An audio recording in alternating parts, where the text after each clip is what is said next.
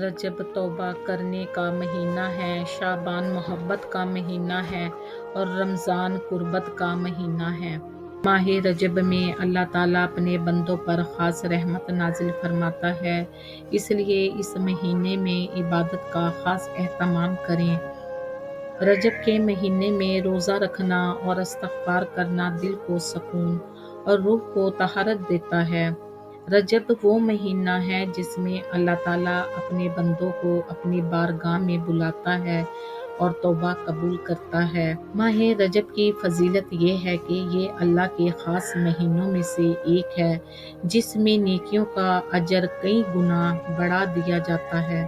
رجب اللہ کا مہینہ ہے، شعبان نبی کریم کا مہینہ ہے اور رمضان امت کا مہینہ ہے۔ رجب کے پہلے 10 دن رحمت، دوسرے 10 دن مغفرت اور آخری 10 دن جہنم سے آزادی کے لیے ہیں۔